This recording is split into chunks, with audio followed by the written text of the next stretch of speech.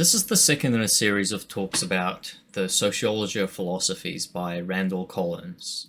This lecture is about the second chapter, Networks Across the Generations, in which Collins focuses on the characteristics of interpersonal connections between thinkers over the centuries.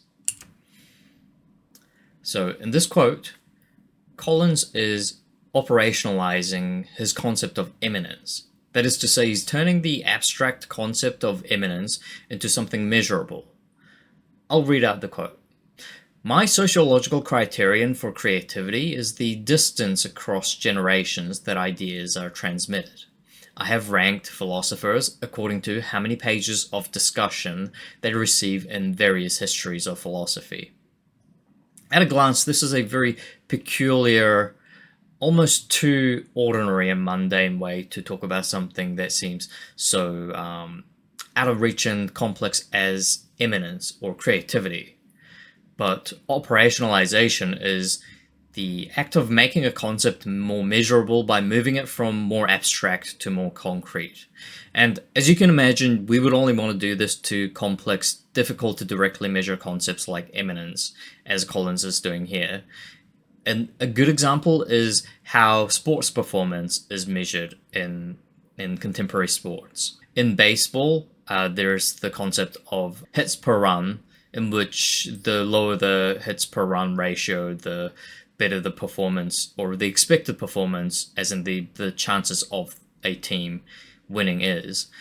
Similarly, there's the 10-point scoring system in boxing, in which the judges attempt to measure the relative advantage that one of the two boxers on the ring has over the other, based on things like how clean their punches are, how well they're navigating and dominating the ring or the field, and these allow the judges to make a call even when there's no clear knockouts that definitively determine the winner. Another good example, again from sports, might be the notion of strength. Strength is a fairly abstract concept, much like intelligence. And so in order to measure strength, you might have to specify what kind of strength and over what duration. Is it explosive strength or is it endurance-based? Is it the total amount of acceleration generated, which would involve how fast you move a given weight, or is it just the total amount of weight that is lifted off the ground or moved a certain distance, or is it grip strength? And so these kinds of operationalizing acts on the concepts make something that is not directly measurable, indirectly measurable at least. It's a way to introduce a proxy measurement so that you can make a concept at least quantifiable in a systematic way and an empirically measurable way, even though you're never expecting to get directly at the thing in itself. And that's just the bullet that all empiricists bite. And here Collins is biting the bullet quite hard on how he's going to operationalize the concept of eminence. He's just going and counting the number of pages of discussion that are afforded the philosophers. Of course, he's making sure to pick from the right sources. He's not just choosing from any old texts that are discussing philosophers. He's making sure that they're good histories of philosophy. And his measurement of eminence is based on the amount of attention given by historians. And sometimes the historians, as he mentions in the book, give what seems to be undue amounts of attention to the philosophers, perhaps because they have reasons other than just accurately reflecting the amount of eminence of that given philosopher in mind. For an example he gives is the historian who's writing about the philosophers at the peripheries of the intellectual community, in which these were sort of your general lay audiences, who were nonetheless philosophizing and discussing philosophical theories, but not at the cutting edge. And he mentions in the book that you know that these are the peripheries of the intellectual network because the ideas that are being discussed are garbled. And also Collins adjusts the rankings of the philosophers based on factors like whether the philosophers being discussed were really the originators of the ideas which are being regarded highly by the historians, or they simply came to represent the idea perhaps by becoming its namesake, such as Confucius and Confucianism. Collins' sociological criterion for creativity is to me, it seems like a rather evolutionary formulation for defining creativity. He defines creativity as the distance across generations that ideas are transmitted. It's the transmission of the ideas over time, which, in Dawkinsian terms, we would say it's a matter of longevity. It's a matter of how long the lineages of these ideas survive. I'm not sure if Collins would agree with Dawkins here, but Dawkins would argue that it also requires the fidelity, which keeps genes from mutating too far and becoming a different gene entirely, to apply to the concepts as well, so that the concepts don't change so much that they no longer should count for all intents and purposes as the same idea, and therefore stop accruing in the same designator the title of being the same creative idea. Collins is concerned with distinguishing between reputation of persons and creativity of ideas here. That's why he's specifying the longevity or the distance across generations that the ideas are transmitted, rather than, namely, the reputation of the persons. Although, again, in his operationalizing of the creativity concept, he is having to measure the creativity concept by the more directly quantifiable concept of reputation. Collins ranks philosophers according to how many pages of discussion they've received in the various histories of philosophy, and this retrospective measurement of creativity that he's proposing is about whether the ideas hold the interest of others. He says that this is essential to determining whether an idea is creative or not, because creativity implies judgment necessarily, and the influence of the ideas on those who are making those judgments, and this judgment is intergenerational. And at a glance, at least from the way that Collins has depicted the history of and the sociology of the philosophers, it's indistinguishable from reputation at a glance. But as we've discussed about the way that operationalization occurs, it's not that they're the same things. It's that at a glance they're indistinguishable. And Collins wants to discuss further whether this means they really could be treated as the same thing. And his answer is no. It's just that creativity occurs along the same pathways as the reputational networks. But he will show that this is neither necessarily the case, nor an artifact of the way that he's defined creativity and defined reputation. It's not that just because he's used reputation to define creativity or creativity to define reputation, they necessarily are now presenting as one and the same phenomenon within his diagrams of the networks of philosophers. Shall we say that we are studying not creativity but reputation? The distinction arises from our tendency to heroize, to reify the individual apart from the context.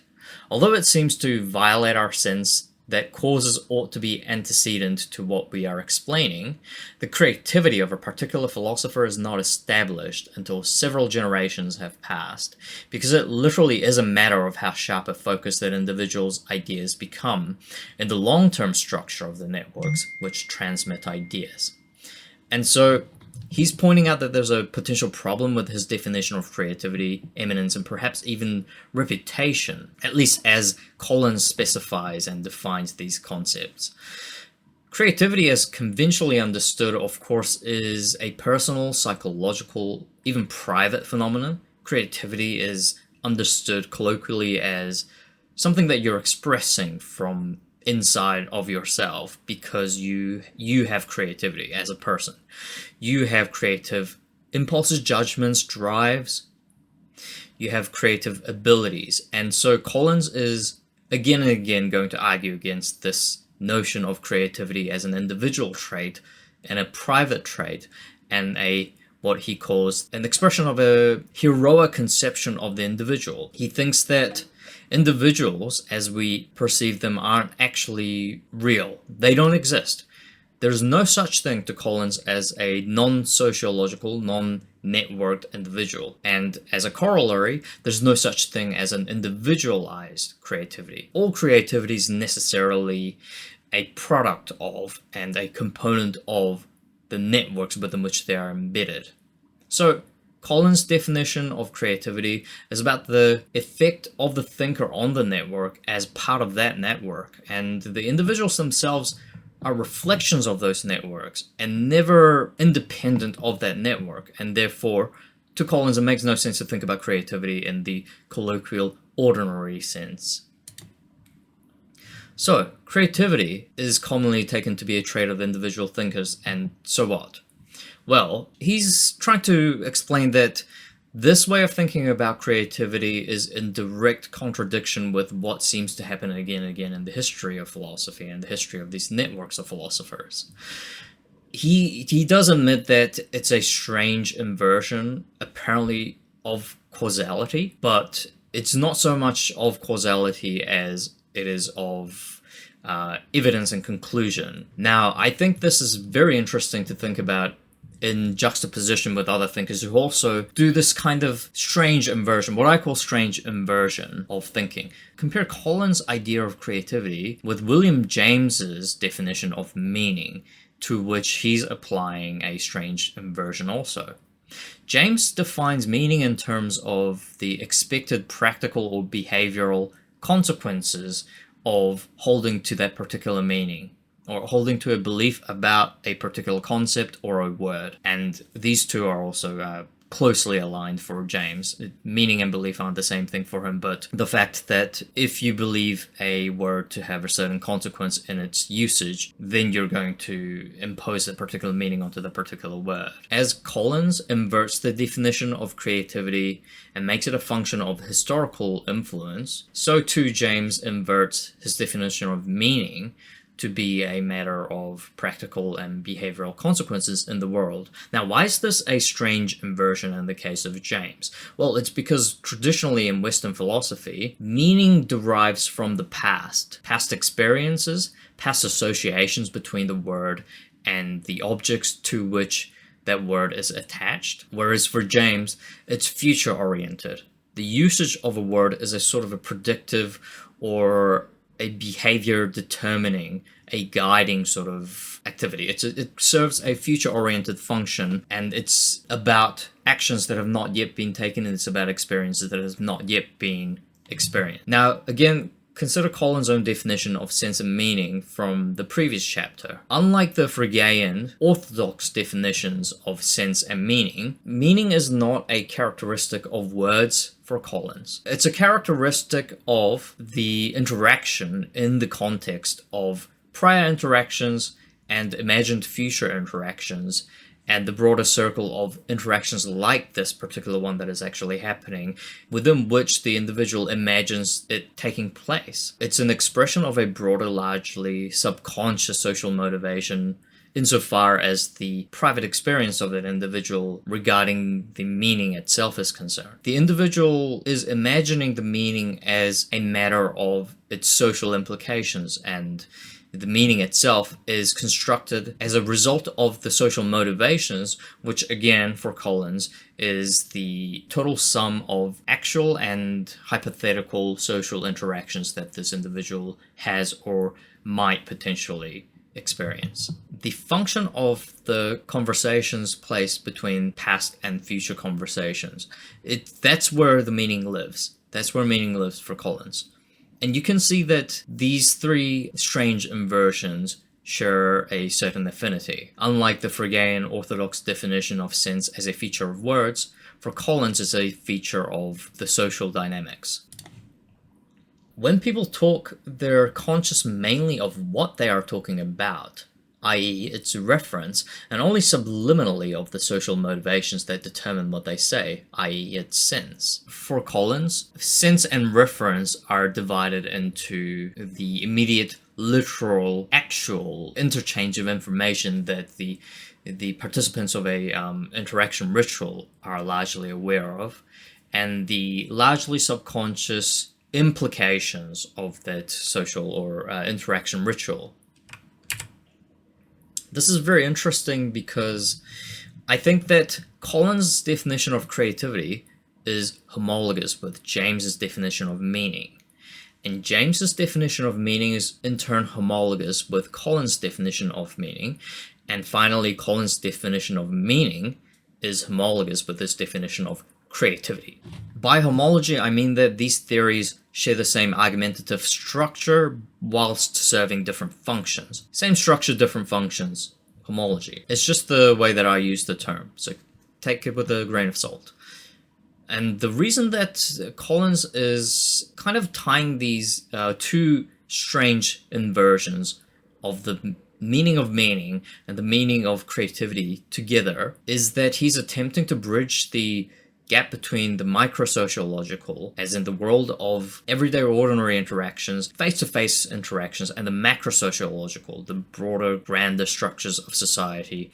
So recall that Collins is taking from Durkheim and Goffman. Goffman was radicalizing Durkheim, but he stopped short of further radicalizing microsociological theory to the extent that Collins is attempting, and consequently subsuming the macrosociological through the microsociological. Collins is attempting this particular kind of radicalization of Goffman by bridging the two worlds that Goffman insisted has to be kept separate, at least analytically. So, Collinsian creativity is a matter of historical consequence.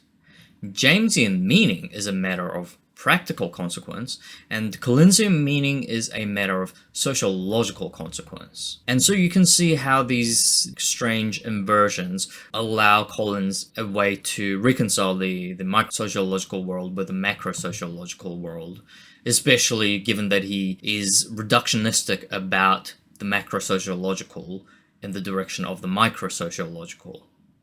The sociological issue is to see the relationship between the human foreground of any particular generation, and indeed the still shorter periods of an intellectual's immediate projects, and the vastly more impersonal, ruthlessly structured sequence of generations that is the realm of creativity we call historically great.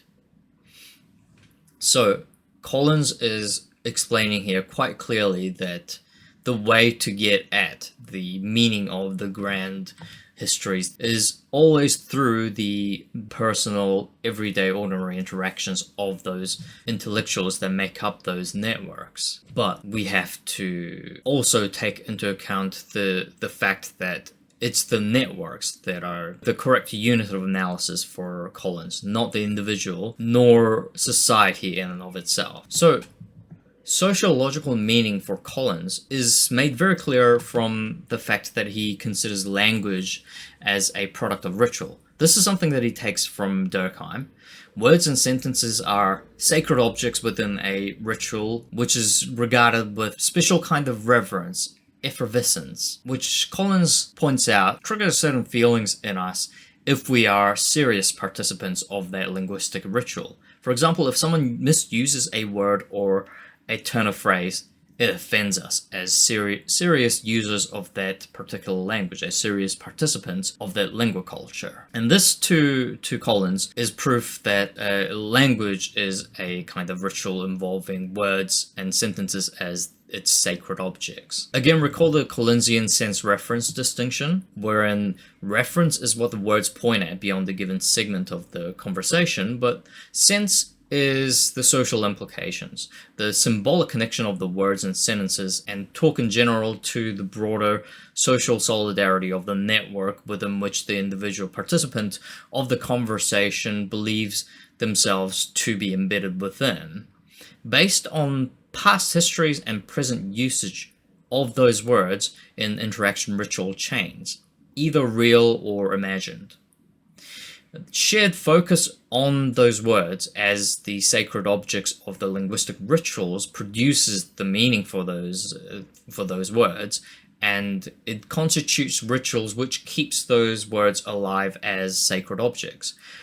You can imagine how words fall out of usage and die out. They just simply stop being used in conversations, which stops charging them up with the energy which makes them sacred objects. So, meaning and creativity for Collins are never far apart. Both meaning and creativity require group membership, either actual or simulated. For Collins, the actuality or simulation of the group membership or the rituals are irrelevant. But ultimately, in the real world, actual membership and actual experience of rituals and interactions are essential, because it's simply impossible for a human brain to actually simulate these interaction rituals accurately with enough energy without actually experiencing them. Focus. Interaction rituals that focus attention correctly are all important for Collins. It's the most important thing for Collins' analysis of intellectual history.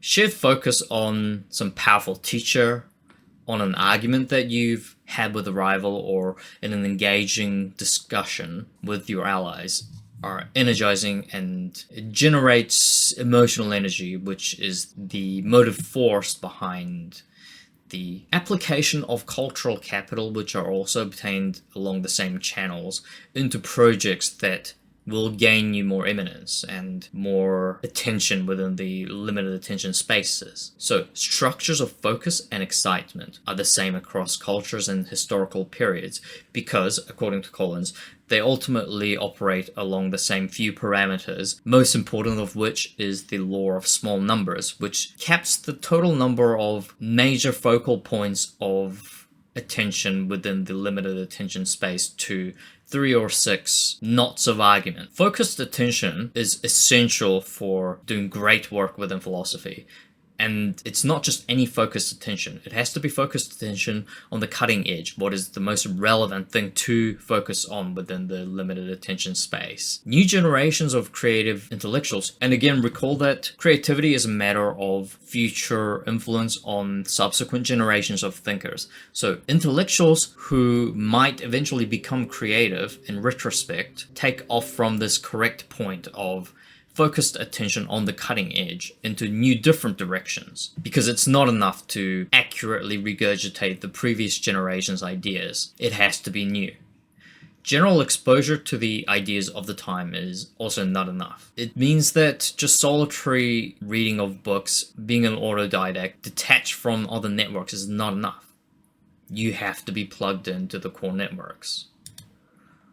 So this is why personal ties and eminence are so important. They're essential for Collins. We'll discuss a few examples of exceptions to this rule of personal ties to other eminent philosophers. The basic pattern and the general rule is that the most eminent philosophers are always connected to the most philosophers of various eminence, not just the most eminent philosophers, but in general. They're more connected to the great philosophers, but also to the minor philosophers and the secondary philosophers, and to incidental figures. Ties to other eminent philosophers increases the chances of a philosopher's own eminence developing. These can come in 2 types, vertical ties and horizontal ties. So the vertical ties are teacher-pupil relationships in which the cultural capital of one generation is passed down to the next. And horizontal ties constitute friendships and the oppositions that a thinker might have with one's friends and enemies.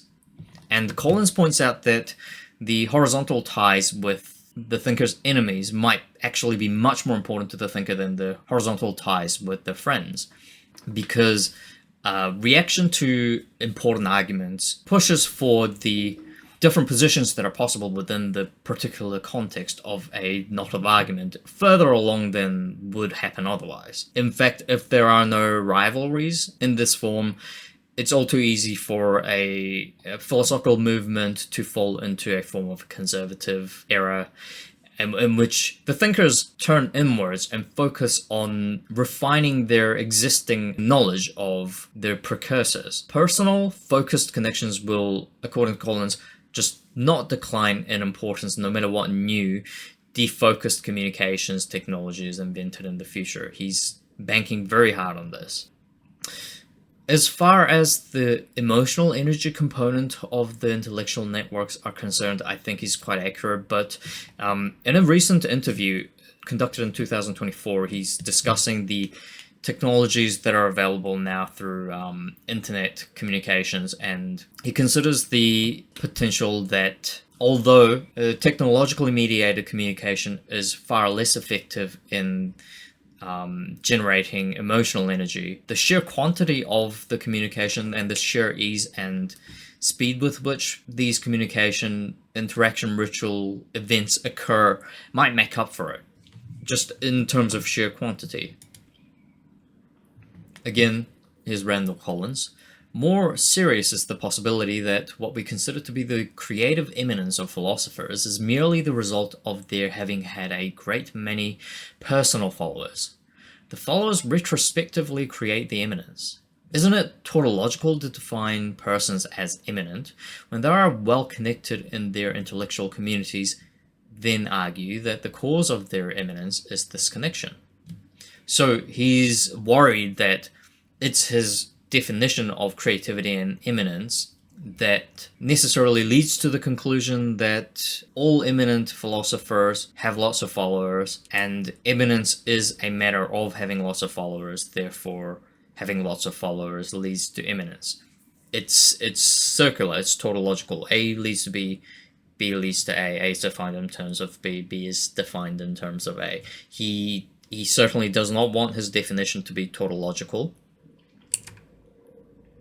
Now, Collins is specifically worried that eminence, as in having produced ideas which affect later generations of thinkers in a significant way for the network, he wants to show that it's still possible without any of the components that he's suggested in the concept of eminence and in the concept of creativity. He wants to show that, no, this is an empirical observation. So he wants to show that eminence is still possible without contemporary eminence, as in connection to other eminent philosophers, personal connections via chains to those eminent philosophers, shared membership in an organization, or concentration in the same places generally. And Collins shows that such exceptions do exist. Now, before we move on to the examples, I want you to notice that this is the same challenge that early Darwinians faced as they were arguing for their definition of fitness as part of arguing for the theory of natural selection and evolution. Because the early Darwinians, particularly Herbert Spencer and again Darwin taken from Herbert Spencer, argued that fitness is a matter of, well, reproducing. How well can the organisms reproduce? But fitness itself is defined in terms of reproductive rate, reproductive success.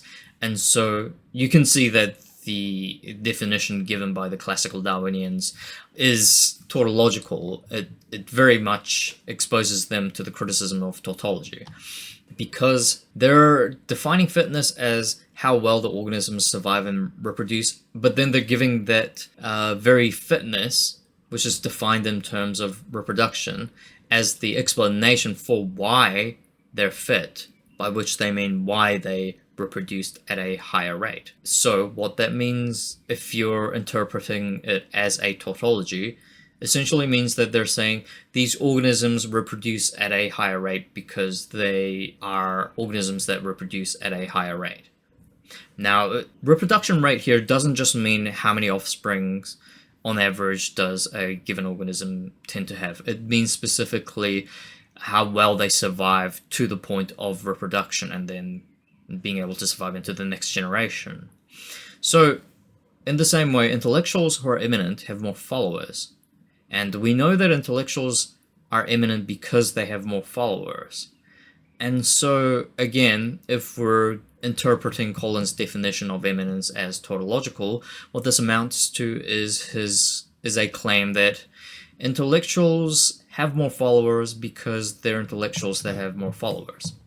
That doesn't really tell us anything.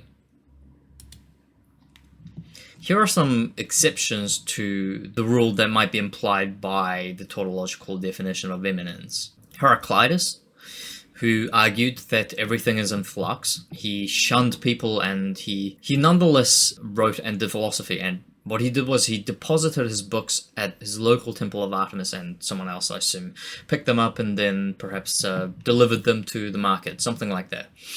Philo of Alexandria This thinker was detached far enough from the philosophical networks of his time and from other eminent philosophers that his very status as a philosopher is contested as a part of scholarship around him, and often he's interpreted more as a theologian who attempted to merge Greek philosophy with Jewish philosophy, which were seen by his time as mutually exclusive. And Aesthetimus, he was an influential skeptic who proposed a sort of radical empiricist perspectivalism that doubted the possibility of having an objective point of view because everything is mediated through perception, which necessarily varies from observer to observer, and even each individual's observations are mediated by media such as our eyes perceiving things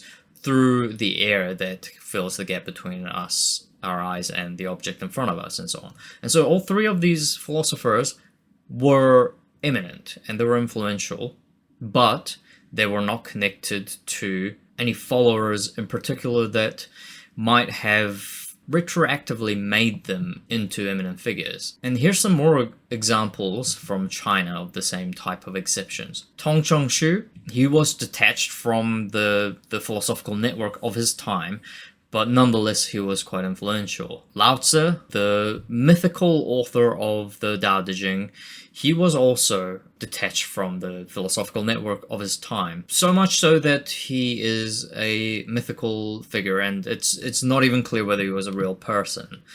Shang Yang, he was more of a politician than a philosopher, but he was massively influential on the legalists. These three thinkers are exceptions to the Colensian rule that the eminent philosophers are connected to lots and lots of other philosophers, especially other eminent philosophers.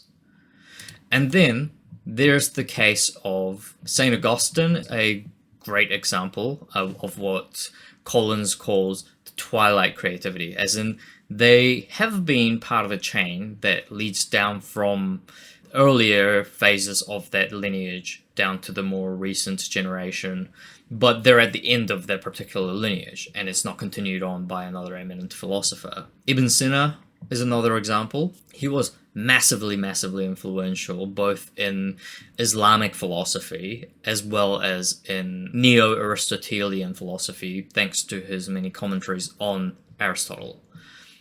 He was hugely influential on St. Thomas, who, along with St. Augustine, might be perhaps two of the most influential philosophers within this particular kind of canon. And Hegel thought he might also become this kind of example of a twilight creativity when he said, "The owl of Minerva flies at dusk." Important insights come at the end of grand historical unfolding, which leads to the insight. And you have to therefore be at the twilight of that particular lineage of philosophical thought. And he thought that he might be an example of this twilight creativity. But unfortunately for his prediction, he had many major eminent philosophers as his students, and his particular lineage is afforded quite a bit of space in Collins' own work that we're reading as well. The significance of the horizontal connections also can't be dismissed.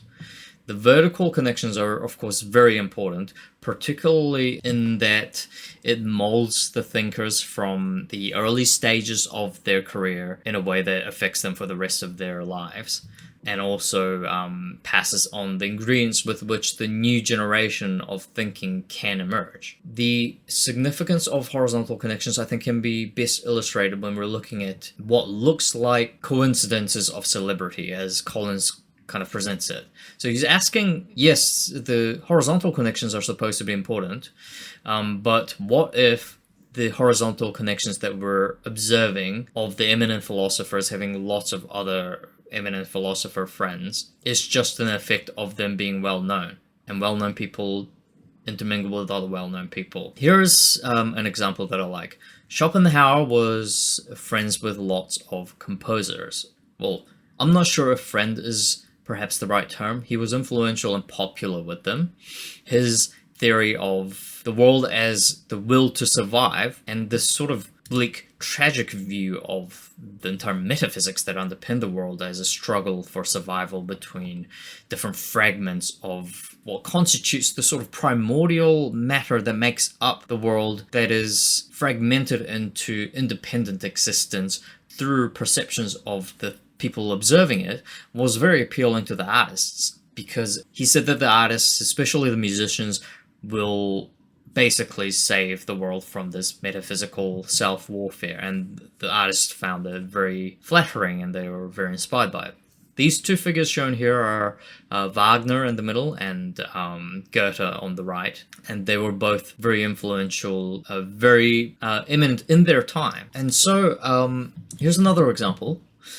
The significance of these horizontal relationships, I think, can be shown by the fact that even these seemingly inconsequential connections between persons of completely different fields nonetheless sort of have a reflexive feedback effect on the thinker, as well as the network within which the thinker is working. So here is Mark Twain on the left, and a less known figure, Joseph Jefferson, at Nikola Tesla's laboratory. So the interesting part isn't the Joseph Jefferson and Mark Twain connection. The interesting part is the Twain Tesla connection, of course. Twain was actually an inventor, and he was very interested in science, although he was nowhere near as gifted as Tesla, to say the least. He had his own patents. He invented, most famously, or perhaps most successfully, not so much famously, a garment strap, which is now commonly used in brass to fasten the backs of brass.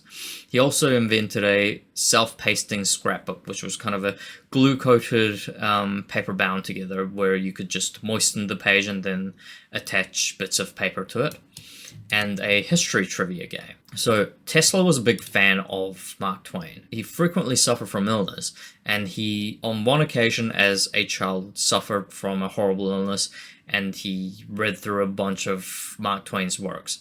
And he attributed his recovery from this illness to the elevating effect that Twain's works had on him.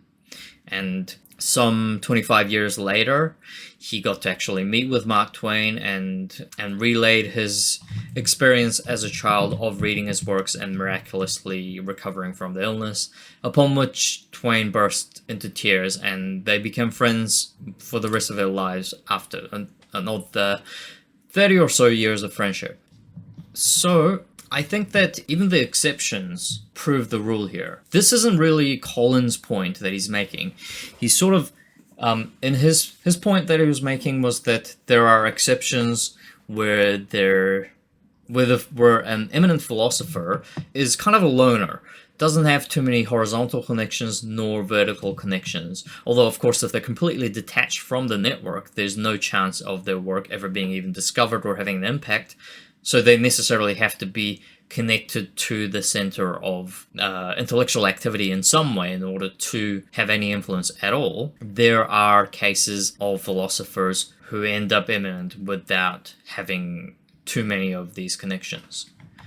And Collins presents three different processes through which influence can travel between persons. One is cultural capital transmission, so knowledge, found both in books and face-to-face interactions, and just the focused attention itself on what counts as the cutting edge for these intellectuals, and tacit knowledge about how to deal with the cultural capital and the object of focused attention.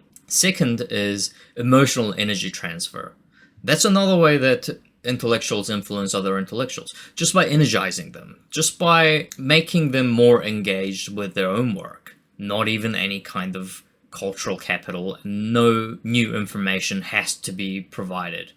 It just has to energize the intellectuals so that they stick to their work longer, they work harder, and they're more excited in general by the material that they're already working with. And this can be seen most strikingly in cases in which none of the intellectuals involved have anything really new to offer the other intellectuals. They're all perhaps still students, and they just happen to be excited about the same topic.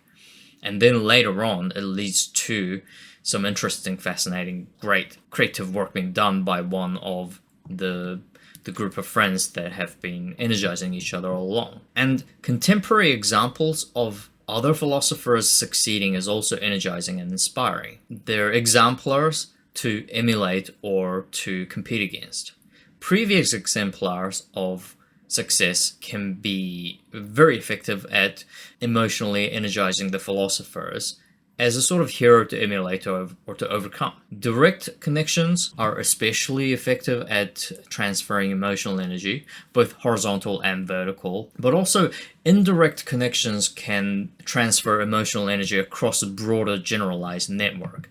And this is why dense, more continuous networks of creative explosions that have existed more frequently in the Greek sphere have been so powerful, because the sheer number of indirect connections that the thinkers have by way of the general density of the networks over the generations is just that much more energizing. And this applies to both friends of friends and enemies of friends and enemies of enemies. The structural sense of what is intellectually possible is the third way that intellectuals influence one another. Just the sense of what are the different fields that people are paying attention to, and therefore what are the different possibilities for gaining attention for oneself, is a way that can change the direction of a thinker and their career.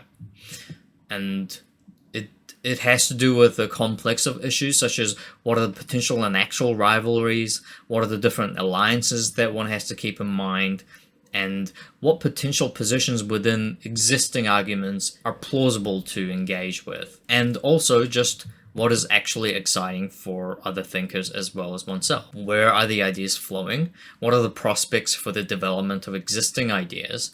And how might one engage with their enemies and come out on top in the struggle? Now, recall that I said that Collins' definition of eminence is peculiarly evolutionary.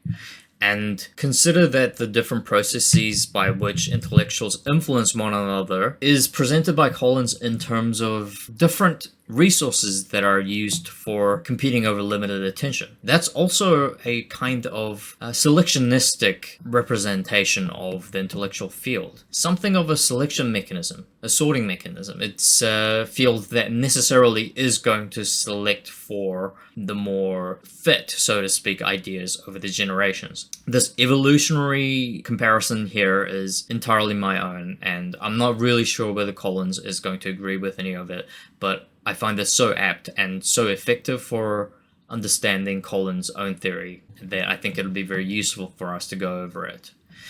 So, evolutionary fitness it's still a contested concept. It's been contested over a century and a half since Darwin proposed a particular mechanism by which evolution occurs, both within evolutionary biology itself and the philosophy of biology. The concept of fitness is a recurring theme. In fact, the pejorative term frequently used against the philosophy of biology in its early days was the philosophy of fitness, because all the philosophers of biology seem to just be obsessed with talking about fitness and not much else. There's many definitions that are competing and contradicting one another. They vary in particular along the lines of the units of evolution and the levels of evolution and selection. Some examples of these are focus on genes, a focus on traits or phenotypes, focus on organisms and genotypes, focus on populations, species, or lineages. And as we discussed earlier, some of the definitions suffer from the tautology problem, which originates from the Spencer and Darwin formulation of the survival of the fittest. Fitness is defined by survival and reproduction according to the classical formulation, and alternative formulations attempt often to avoid this particular problem. For example, Dennett's ecological definition of fitness, according to which every environment has a vast array of design problems just waiting to be solved, and fitness is a matter of appropriately or more effectively and efficiently solving those problems. And you can see that it avoids the problem of defining fitness by survival and survival by fitness. Here's Collins again. In my rankings, greatness is based on the degree to which a philosopher remains of interest to other thinkers across long periods of time.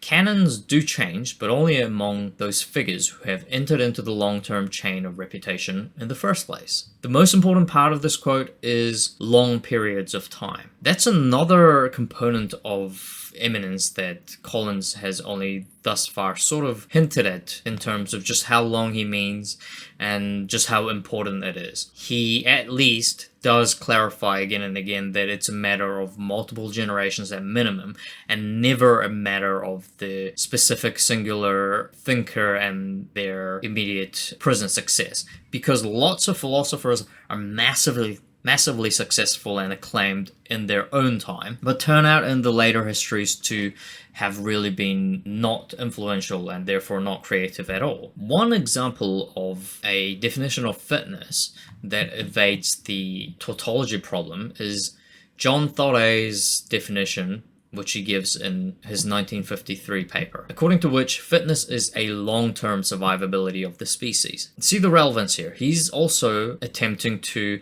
evade the tautology problem by introducing the component of time into the picture. Fitness implies longevity, but more importantly for Thoreau, it was a matter of progress. And before we go into it further, I want to emphasize that Thoreauan fitness is a relatively obscure definition that's really not widely accepted.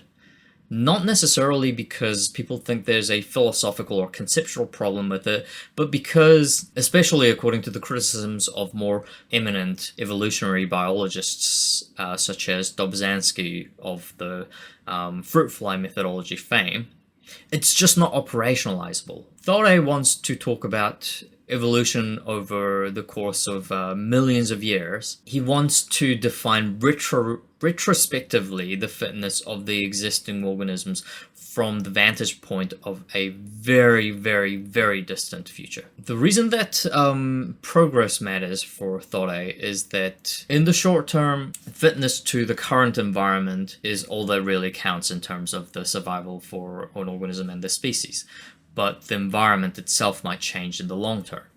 We'll go into that in more detail in a minute, but for now, I want us to focus on his definition a little bit more. So recall that the Darwinian fitness concept and its classical formulation concerns individuals and their propensity, and I'm wording this very carefully, it's not so much a propensity per se. There's a separate definition called the propensity definition.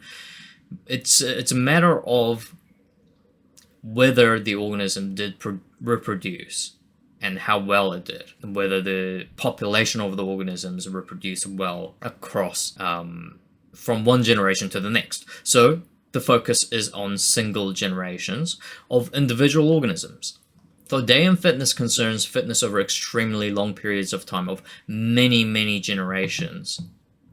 Usually. Technically, you can imagine a sort of immortal species that doesn't really have to reproduce over that many generations to survive for a long period of time, but that's another kind of specific niche criticism that we might levy at Thoreau.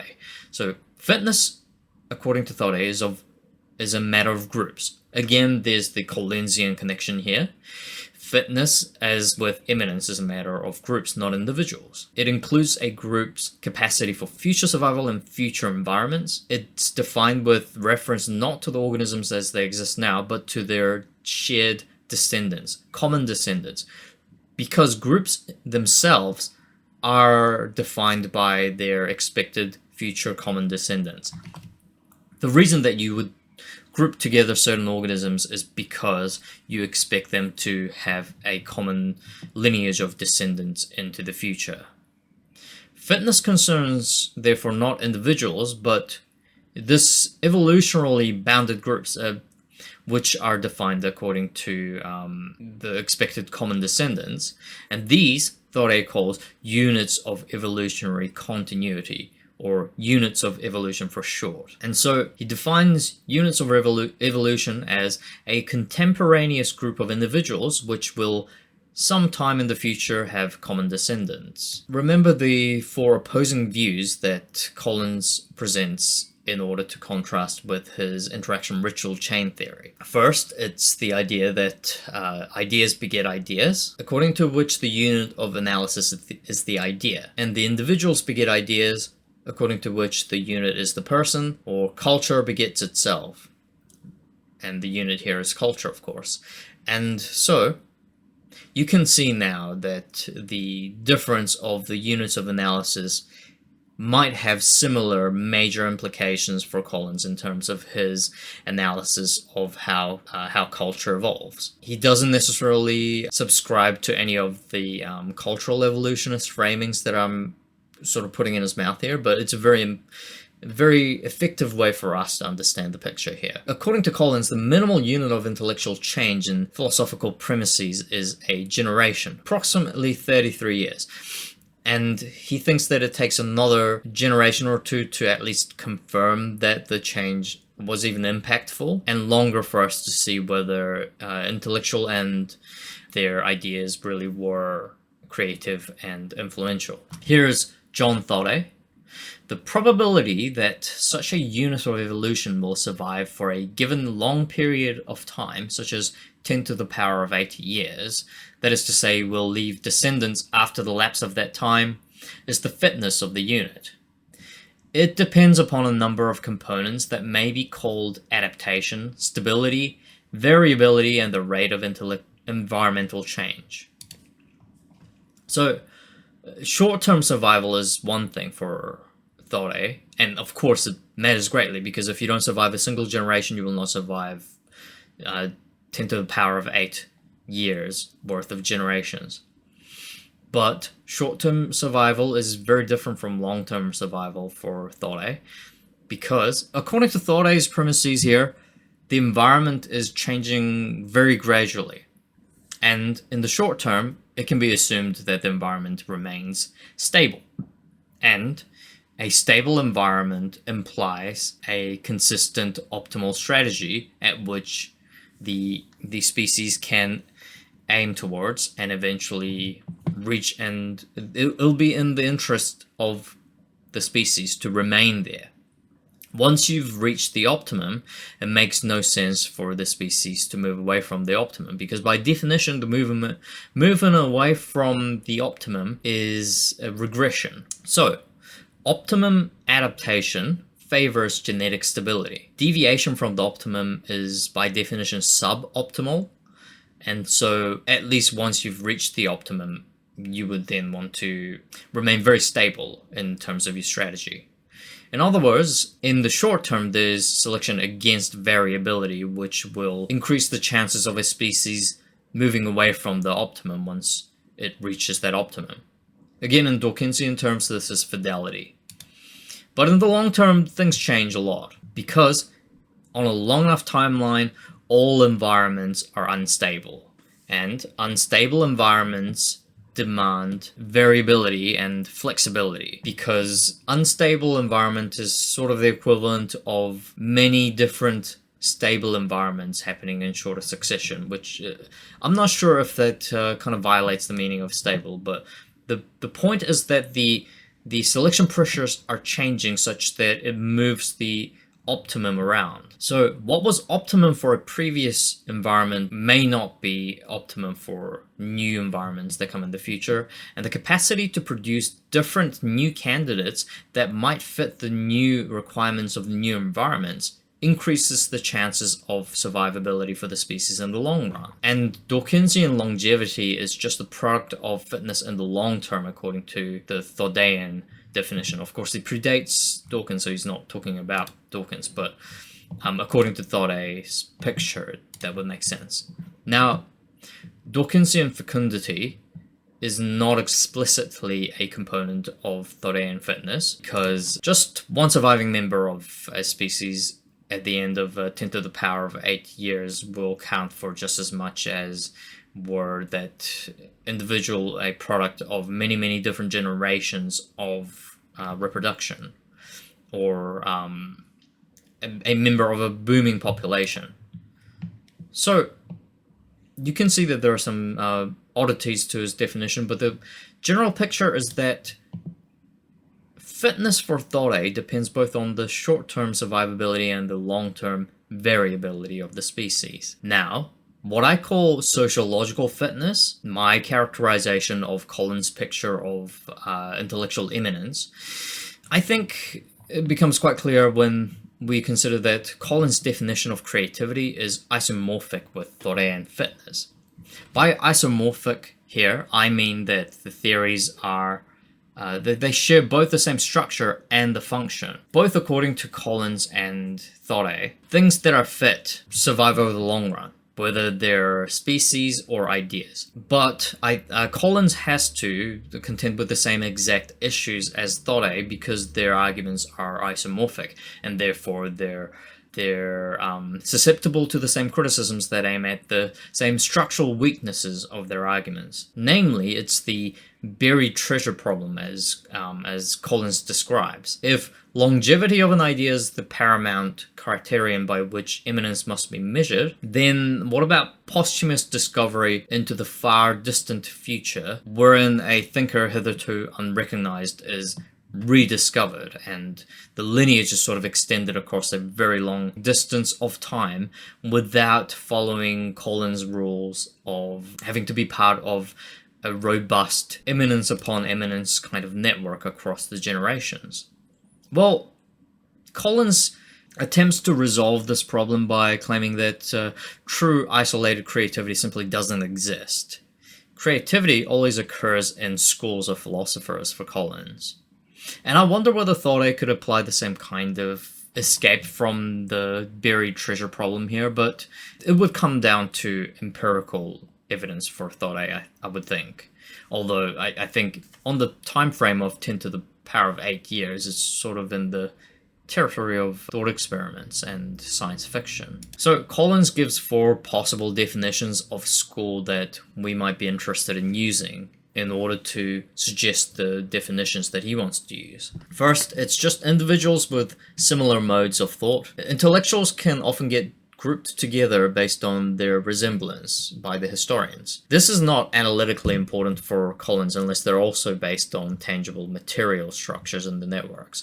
And a good example are the legalists, which weren't really part of the same networks, and they don't even necessarily share the same kind of overall, I suppose, intellectual framings, but they were grouped together by historians, and it's very contentious as to whether legalism as a school is coherent or not. And the thinker that we saw earlier as an example of the exception to the vertical eminence chain requirement, Shang Yang, was a major influence on the later legalists. So the second definition is group members sharing intellectual influence. This is the principal object of intellectual historians, and this concerns the transmission of intellectual influence. But for Collins, it's not enough. It's insufficient for his analysis because it doesn't have the explanatory power that the Collinsian framing will have. It's just a description of intellectuals sharing influence amongst one another. I'm not quite sure whether that's true. I think there must be alternative ways of describing these particular types of schools in a way that does have explanatory power, but Collins doesn't think it's analytically productive enough. So the third definition of schools Collins gives is chains of personal relationships. They're either vertical, teacher-pupil lineages, horizontal links among contemporaries, or, most significantly for Collins, literal organizations like schools. And for Collins, organizations are characterized by the structured, official, formal inheritance of material property, including their intellectual property. And finally, this is the extension from what I just described here. The fourth definition of schools is organizations where teaching takes place, and as I mentioned, authority and property are passed down. There's explicit succession of these authority and property inheritance. And doctrine is doctrine or intellectual property is part of the property of the organizations and also of their social identity. So the importance of schools for Collins is that they enable direct transmission of cultural capital and emotional energy.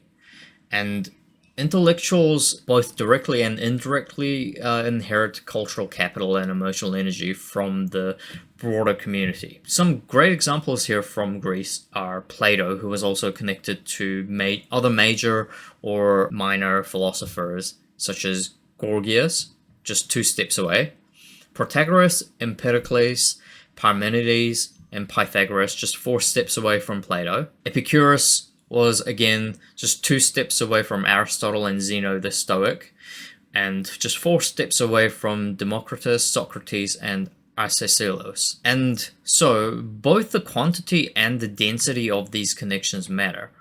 Of course, you can imagine that the closer the connections are to the thinker, the more powerful the influence, only naturally. But even if they're further away, the quantity counts for something. And if those other philosophers that are slightly more distal from your own person are more closely connected together, you can imagine that their influence on you might be stronger, as each of these philosophers amplify their own emotional energies and the innovations and the cultural capital that they're exchanging. The concentration of these major creativity hotspots are intermittent and rare throughout history. An example is Greece between 500 to 265 BC, roughly from Heraclitus and Parmenides to Epicurus and Zeno the Stoic. Across the some 250 years of time here, there were only 14 major and 31 secondary philosophers. That comes out to about 2 major, 5 secondary philosophers per generation. That's not a lot. China, during one of its own hotspots between 365 BC to 235 BC, included major figures like Mencius, Hu Shi, Changzi, and Sun Tzu. Lao Tzu's Tao Te Ching is from this period, and so is Mozi and the Mohist canons.